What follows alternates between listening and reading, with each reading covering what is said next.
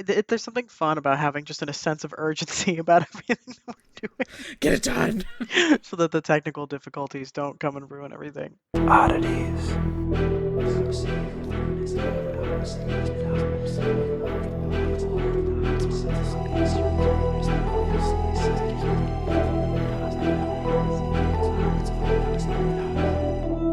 Stay strange. Um, Hi, Odd Fam. Welcome back to Oddities. I'm Cassie, I'm Kelly. and welcome back to Strange Town. Here we are, episode two of. I mean, I don't want to call it season two because we were around for so long before we did seasons, but it is like season two. You know what I mean? It is season two. There was quite a break there. So Season dose, I guess. Welcome. Hope you enjoyed episode uno. As per usual, all the information that you need is down in the description box. It's our email, our merch store, our Patreon. Pardon me. All of the artists that we worked with, social media. Did I already say that? Matters not. I'm sleep deprived.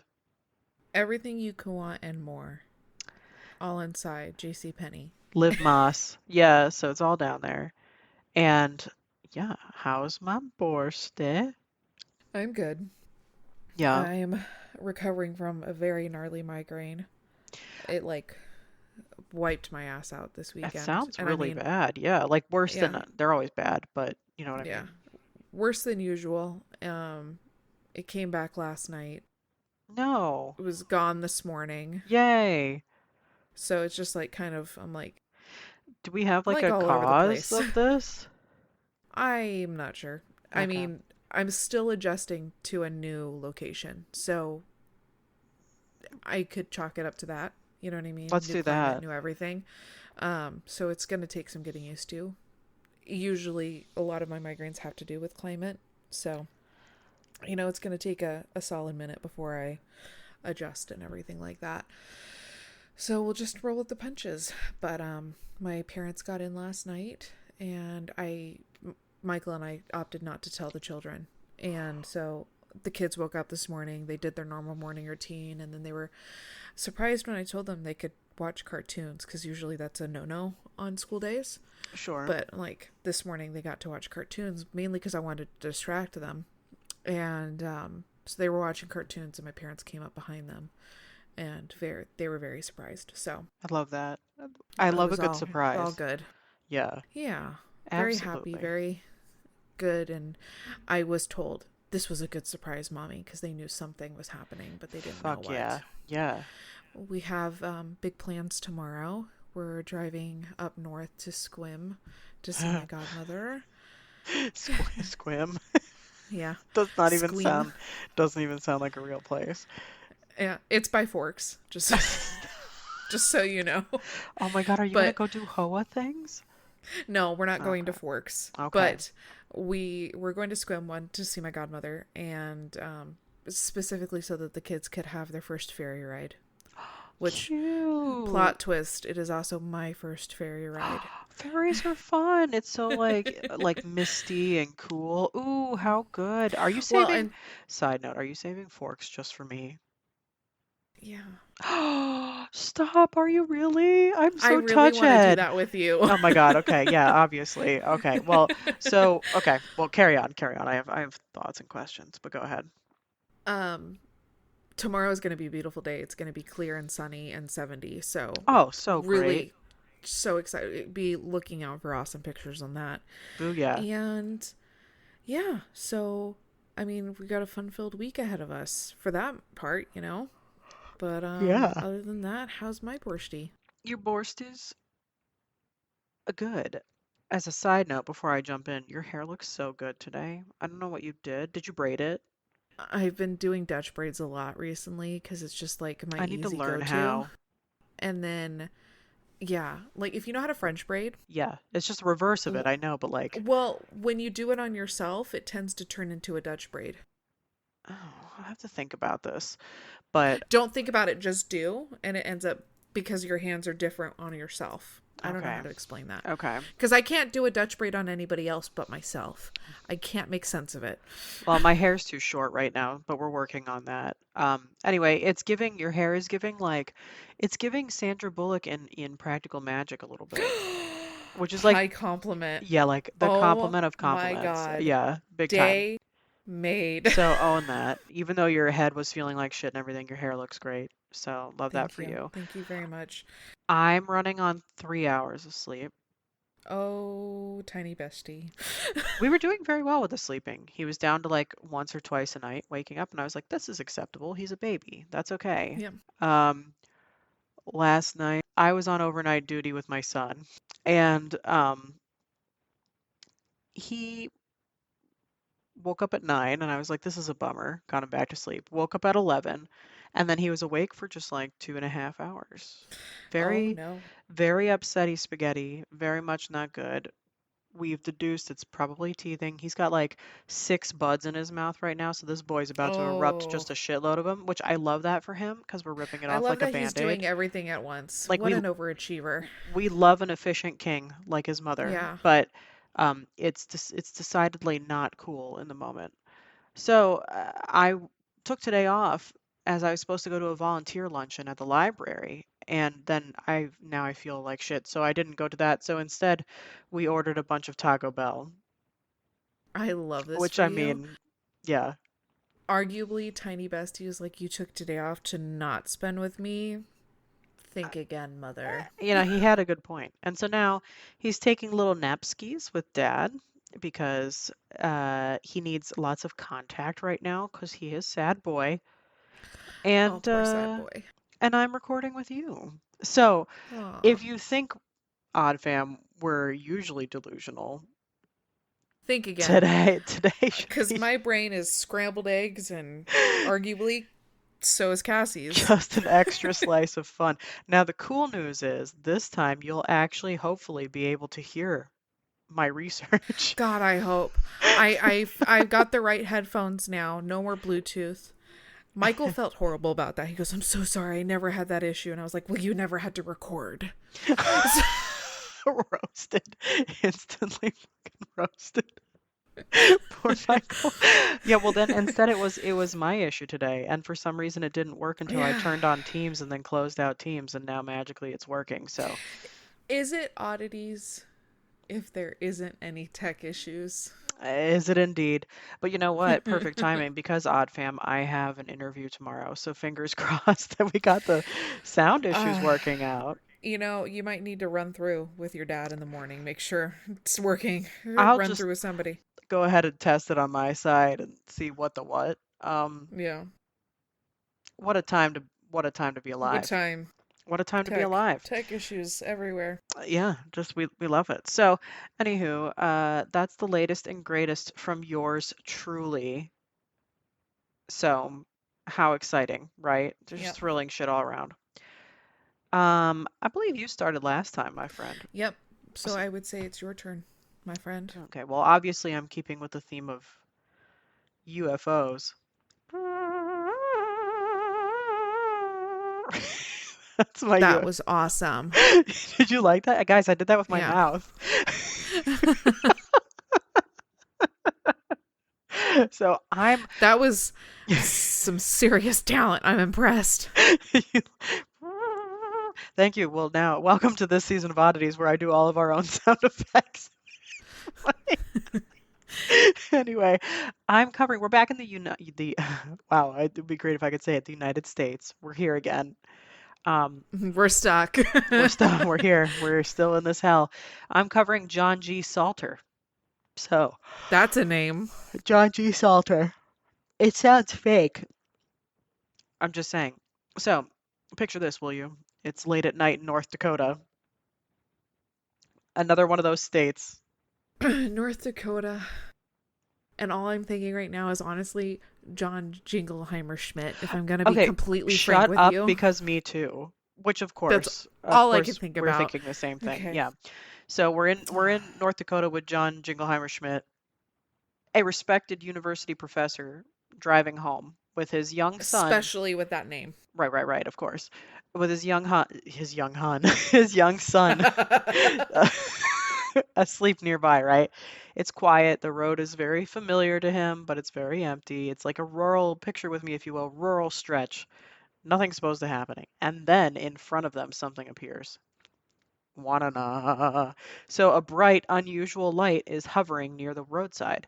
And at first, it seems like maybe it's like a grounded aircraft or like some kind of vehicle or something, but they slow down and the situation becomes harder to recognize. The object does not behave like anything expected in conventional driving or any aviation experience. And then, according to his account, the scene escalates into something that will later be cited as one of the most important UFO reports involving professional authority witnesses. And this is the case of John G. Jangleheimer Schmidt. No, it's John G. Salter. Um, and so what makes it so significant is not what was supposedly seen, but who saw it. So, unlike many UFO encounters, right, that come from like relatively isolated or pretty much civilian only contexts, this case introduces a critical variable in perception research, right, which is authority bias. Because Salter was not like your run of the mill fringe observer. He was a university professor. He's trained in structured thinking, evidence evaluation, analytical reasoning. And this matters because UFO history often grapples with an implicit question, which is like is this usually like some sort of misinterpretation of ambiguous stimuli? Or basically, are all human brains equally vulnerable under stress or uncertainty or low information perception? But the Salter case becomes a psychological test case as much as it is a UFO report. So here's what was reported. According to Salter and his son, they encounter this light source near the roadside, right? It's described as bright and visually dominant in the environment. It is stationary or slow moving in ways inconsistent with conventional aircraft, and it's difficult to classify under immediate observation and conditions. So they approach, and the perception becomes even more unstable, right? So they Hmm. report seeing humanoid figures at the scene. Of course they do. Of course they do. They're described in typical mid-century UFO archetypal terms. They've got human-like structure, they have unusual proportions or like attire. They are described as calm and non-reactive in their demeanor, but there's minimal verbal communication. Um, Now, one of the most notable elements in his account is that there's this like variable of subjective distortion of time and clarity. So he shares that moments feel discontinuous, visual impressions override linear narrative memory, emotional intensity outweighs any detailed observation, and the scene feels like he described it as fragmented rather than like continuous. And so this aligns closely with what cognitive science predicts under acute uncertainty and attentional overload. And so one of the most important interpretive lessons from this case is that cognitive vulnerability is not eliminated by expertise or educational level or anything like that. His background introduces a key tension. He's a trained academic, and if he can report ambiguous or extraordinary perceptions under stress, then the issue is not simply belief versus skepticism. It actually really becomes this question of like human perception under low information or stress induced interpretation errors, or the brain's need to resolve any kind of ambiguity quickly. So there are a handful of explanations for what he and his son came across. One is attentional narrowing under stress. So when humans encounter unexpected stimuli, attention becomes narrowly focused. So this produces reduced peripheral awareness, overemphasis on central visual cues, loss of contextual integration, and heightened emotional salience of ambiguous objects. And so basically, the brain zooms in on uncertainty while losing the broader scene. So, like, maybe what he did see was, in fact, some sort of other vehicle, but like it was late at night. The road was like rural. He's got his kid with him. He's just worked a full day. Like maybe his brain was just like, holy shit, what the hell is this thing? This is so like out of the norm. And then it just like tweaked out. There's Hmm. also like this concept of top-down interpretation. So neuroscience emphasizes that perception is not just bottom up, meaning like you take something in and then your brain's like, oh, there it is. Instead, the brain constantly predicts what it expects to see. So under ambiguous conditions, like prior beliefs can influence the interpretation.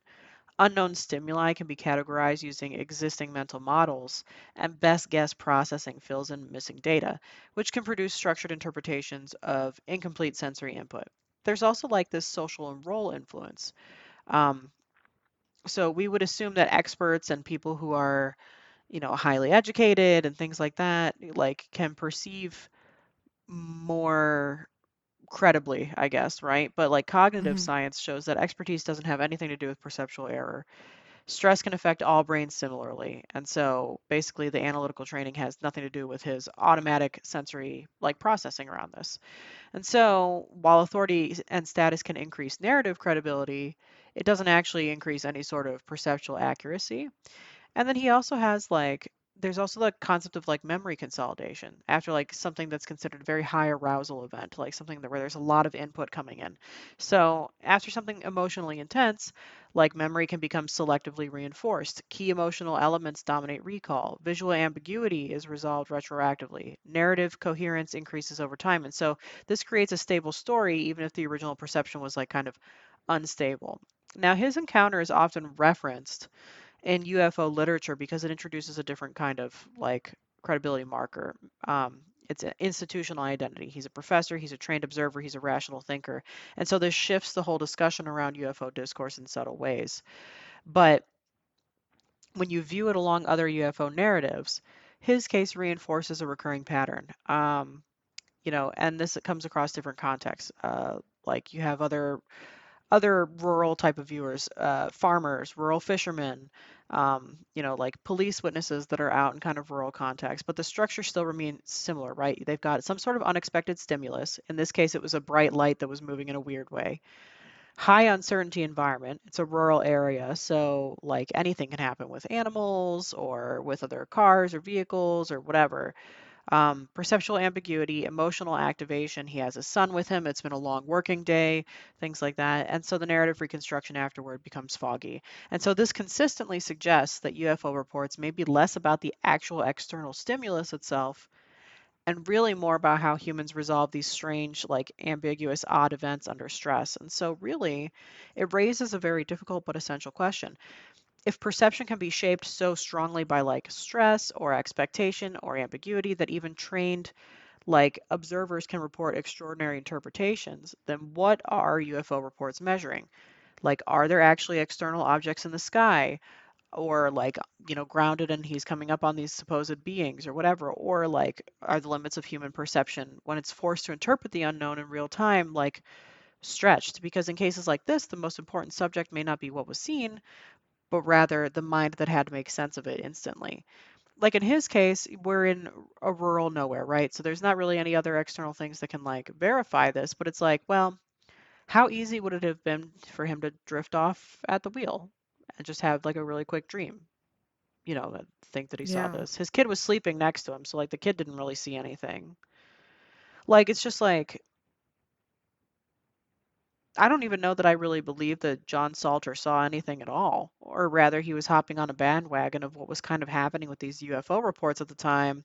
Or maybe he heard something on the radio and, like I said, drifted off and like dreamt this up.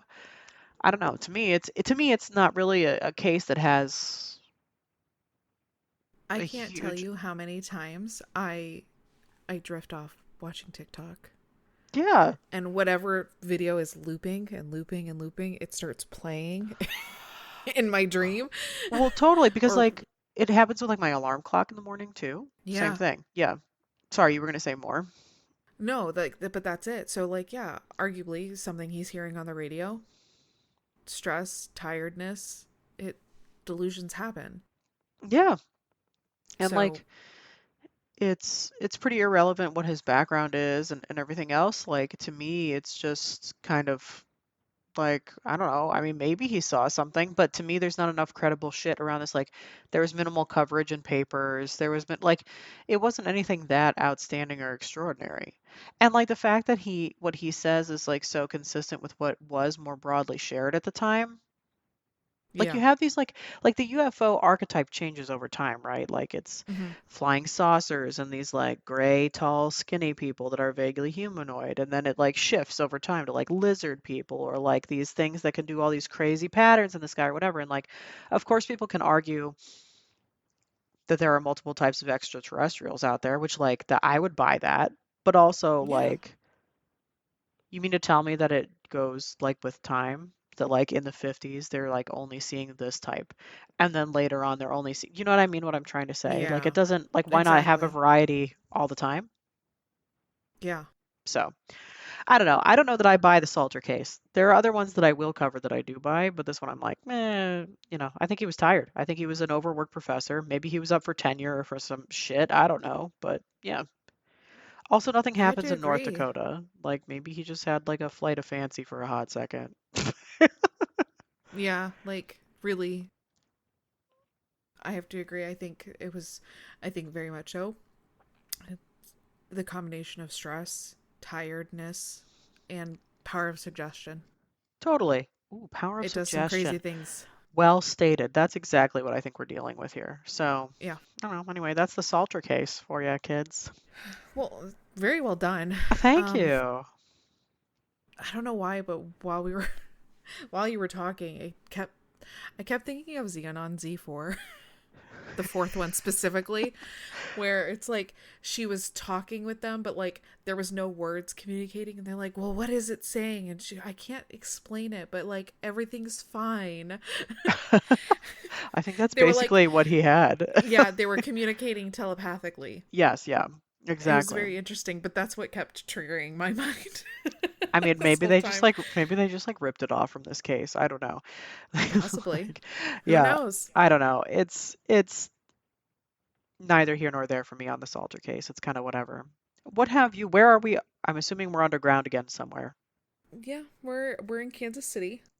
Kansas City. Yeah. Oh, Well, rather we're beneath Kansas City. are we underneath T Swizzles and Travis Kelsey's house? I mean, there's a possibility. Today I'm talking about Subtropolis. Subtropolis. What a cool term. Subtropolis, which is making me thinking of Monstropolis. Absolutely. You know, your husband's hometown. That's it. That's exactly right. We watched Monsters Inc. the other day and we had Oh, hell yeah. some fun flashbacks. And Corey was like, you know what I need right now is some cookies and milk. You know, you need to put your fucking hat He needed on. to put his fucking hat on. Exactly. He busted that out the other day too. We were like we were Just like so putting away happy. laundry and it's in the closet and we were hanging stuff up and then he just like put it on while he was hanging shit up. I'm just so happy he's getting such good use out of it. Money well spent. Money well spent. My favorite part is uh, that on the like in the lead up to that trip, he was like, I was like, do you want like some kind of a hat to wear? Like it's like a thing there or whatever. And he's like, no, I don't want a hat to wear. And then the three of us had hats and he's like, I really need a hat. and he picks Mike Mike fucking Wazowski. And Wazowski. quite frankly, best thing he could have ever picked. The best. Like no The notes. only thing that could have been better is if we found him a ham one. Yeah, the That is hammy it. one or whatever. Yeah, exactly. But No notes. like, He did great because he yeah, really embodied him. But, it fit. It worked. anyways, Anywho, sorry. Subtropolis, here we are. beneath Kansas City um, lies an unexpected wonder. It's called Subtropolis. It's the world's largest underground business complex, Shut up, really? spanning approximately 9 million square feet. Holy hell. Are we sure Take that in for a is minute. this business or is this like business? I think it's I think it's a business front. Okay, got it, got it, got it, got it. Okay, I we're mean talking that's about the vibe I'm business. getting. That's Okay. the vibe I'm getting, okay? All right, well, Um we'll be the judges of that. Let's hear it. so yeah, I mean massive. 9 million square feet in a 270 million year old limestone deposit. Oh my God, it's I feel Yeah. like people are like collectively hallucinating down there probably. Yeah, carved out of limestone in the 1940s, is this hidden metropolis. It was the version of Lamar Hunt, famed founder of, wait for it, the Kansas City Chiefs. There you go. Why is this lore not discussed when they're discussing the Chiefs? Like, okay. Originally, it was a mining site. Subtropolis has become an essential part of Kansas City's economic landscape. You know what? Let me tell you something. I spent a lot of time in Missouri. I've never fucking known about this. I have a friend that lives out that way. I should text her and ask if she knows about the about Subtropolis. Subtropolis. Yeah. Um, the origins of Subtropolis date back to the late 19th and early 20th centuries. Okay. They're like crazy to me. Yeah. When extensive limestoning mining and operations supported the Kansas City's rapid expansions. Um, when the demand for limestone dwindled, vast network of tunnels left behind, and it left a unique opportunity. Okay. And you know what? When opportunity comes knocking, you got to You seize it. you got to do it.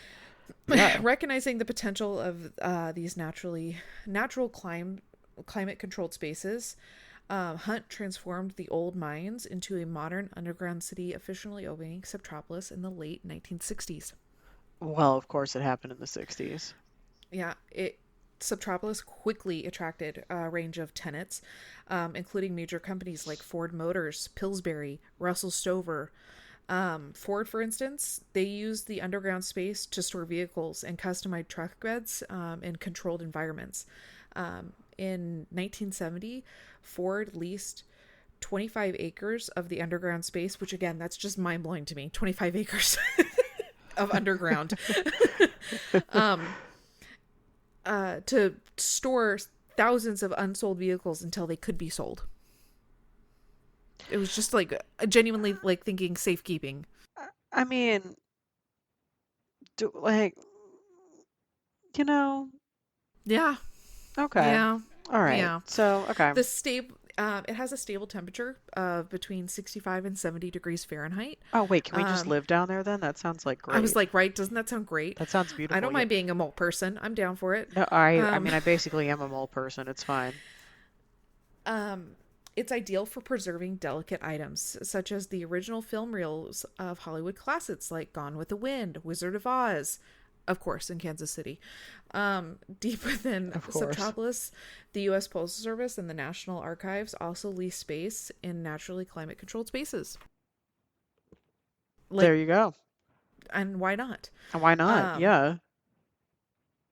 Covering an area large enough to fit 42 Arrowhead stadiums, Kansas City. So, yep. Subtropolis is marbled of modern engineering. Over 10 miles of paved roads crisscross its tunnels, well lit by energy efficient LED lighting. The limestone walls act as natural insulators, significantly reducing the need for heating and cooling, earning Subtropolis the perfect 100% rating from Energy Star. Fun facts. Shut up. How cool is Um, that? Safety and security are paramount in Subtropolis. The limestone pillars are supporting the underground tunnels are 6 times larger than any concrete, making the complex one of the safest places to be during natural disasters, like tornadoes, which is big in the Midwest. I mean, yeah. Um, Security measures include 24/7 surveillance and commissioned officers, essential for the government agencies and high value tenants housed within the complex. Okay. Da-da-dum. Okay. All right. Subtropolis continues to evolve and plans for expansions are already underway with another 8 million square feet of industrial space set to be developed, apparently. Okay. What began as an abandoned limestone mine has now become a thriving underground city. And who effing knew that it was in Missouri? Well, Missouri and Kansas when you think about it, because Kansas City is on both. Well, So, that's what I was just looking up because I was like, how far apart are Kansas City, Missouri, and Kansas City, no, it's Kansas? all one. And yeah, their downtown areas are 1.5 to 3 miles apart, so it just stretches. Yep, it just stretches across. See, to me, I never knew this. Oh, So okay. Fun facts for you. the Now mo you you learned know. something new. I gotta Yeah. be The honest though. Mo for Missouri, you know? Exactly. I gotta be honest with you. Because of the current geopolitical state, literally all my mind can go to is this is some sort of a nuclear bunker for I have to elites. agree with you on that. Like I do think that this is a government. I think there's something, right? I put Like your tinfoil hat on. That's it's what I think. first Because of you all, know it's exactly where the literally fuck I'm going. the tinfoil hat is literally always on. Like it's never not Always. on. So yeah. But like, it is giving. We want you to know about this, but no, you're not going to have access to it when shit hits the fan. No, you're fucked. And Only also the elite are going to get to it. and all and also it's giving you're only gonna know what we want you to know about it. Like, Exactly. so it's like 100%. Like, and I love like a lot of the articles they found and stuff like that. It was like, it's making it sound so wonderful and open, and this is so great. Listen to Subtropolis, blah, blah, blah, blah, blah. Like, and that's why I'm like, you're making this sound so cool, cavalier. Nothing's hidden about it, that there's definitely hidden shit about it. 100% hidden shit about it. So like, okay, so you and I are on the same page with this. Like, this is definitely given nuclear Oh, bunker situation. 100%. Like, 100%. Especially that little tidbit I found about it being perfect for natural disasters. yeah, like boom, right there. Come on. Like, I mean, Come on. I don't know that I believe that like there are like any kind of like warheads or anything down there. I just think it's gonna be like, I think it's gonna be That's where like they're going. I think That's it's where they're going. yeah, like gonna be like a sub haven, like an Mm-hmm. underground haven for the elites. Mm-hmm. I mean, it's like 100%. the perfect like temperature controlled environment. I mean, just think about it. If they have some grow lights, they can grow so many plants down in that environment and shit to sustain people. And Absolutely. like, like I They can't already have they already have it wired for electricity, exactly. So it's like, so I'm and just they're saying, expanding. They're expanding. Why are they expanding? What are they expanding for? What are they doing? What are they yeah, what's building? that about? What is the expansion What's the for? expansion? Are It's they like already 9 million square feet. it's so like okay. All right. So I mean, this one is like a case closed for me. We figured out the real Oh, the absolutely. real agenda here. Bring out the gavel. We know exactly Let's what's going on fucking here. You don't have wrap to this tell me bad boy up. twice. That one is, yeah, that's cooked. Okay, interesting. So, I mean, we can attempt to get in that when all hell breaks loose, but like we're not Oh getting yeah. in that. Oh no, not at all. I mean, 100% not. We're not making it, But we know where everyone's but going. we The could elite, at try. least. I mean, Taylor Swift is definitely going to be down there. I mean, she's buddies with everybody. Yeah, I know. Maybe, So, literally, maybe that was just a strategic move on her part. Maybe she was just what a like, queen. like she doesn't actually give a fuck about Travis. She She's knew just what like, was up. she was just like, let me get in on She was like, the I just want to underground make bunker. sure the national treasure, me, myself, and I, is protected. That's exactly right. And my So, cats. all hail our Lord and Savior, T So Swizzle. yeah, that's Subtropolis. I'm like Good over the find. moon about it. I Well think it's done. awesome. Um, I I love the series that I picked. I don't care Yeah, what you're killing anybody. it. I don't You're, care what anybody else feels about it. Sorry yeah, guys, yeah, I'm get fucked, obsessed. everybody. Yeah, no, I love that. No, that was a good one. Good find. I had no idea. Today I learned something new, and it is always a good day to learn something new. Absolutely. And on that happy note, kids, let us know what you think about these situations, whether or not you believe my case or not, and also are you wearing your tinfoil hat as well about Subtropolis? The You answer is might need yes, to. you are. Yeah. And until next time. Stay strange.